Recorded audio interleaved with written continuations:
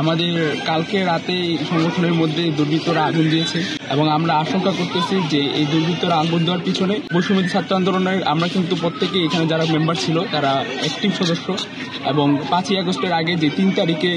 কাঞ্চনে যে আন্দোলনের ডাকটা দেওয়া হয়েছিল সেটা এখানে আমাদের প্রগতিশীল বাংলাদেশের অফিস থেকে দেওয়া হয়েছিল এবং এখানে একটা লিস্ট তখনকার সময় আমাদের তৎকালীন যারা ক্ষমতায় ছিল তাদের কাছে গিয়েছিল এবং হুমকি স্বরূপ প্রত্যেকটা সদস্যের বাসায় হুমকি গিয়েছিল এবং সেই জেরেই আমরা আশঙ্কা করতেছি যে আমাদের আজকে প্রগতিশীল বাংলাদেশে একটা সামাজিক সংগঠন এটা আমার মনে হয় যে এইভাবে আগুন দেওয়াটা খুবই নিন্দাজনক এবং আমি প্রতিবাদ জানাই এবং আমাদের রিসেন্টও আমরা বৈষম্য ছাত্র আন্দোলনের বিভিন্ন কর্মসূচিতে আমাদের বিভিন্ন কেন্দ্রীয় সমন্বয়ক যারা ছিল মেহরাব হোসেন সিরাত ভাই এবং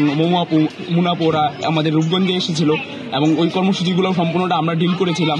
এবং তারা আমাদের এখানে বৈষম্য ছাত্র আন্দোলনের তেমন কোনো অফিস না থাকার কারণে আমাদের মনে হচ্ছে যে এখানে আমাদের প্রগতিশীল বাংলাদেশটাকে টার্গেট করে তারা আগুন দিয়েছে।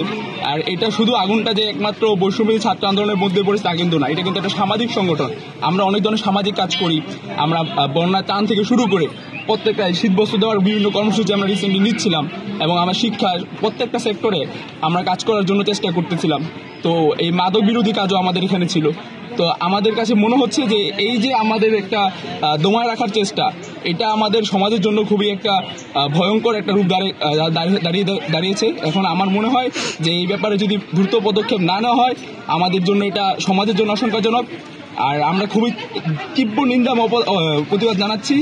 এবং সুষ্ঠু তদন্তের জন্য দাবি জানাচ্ছি।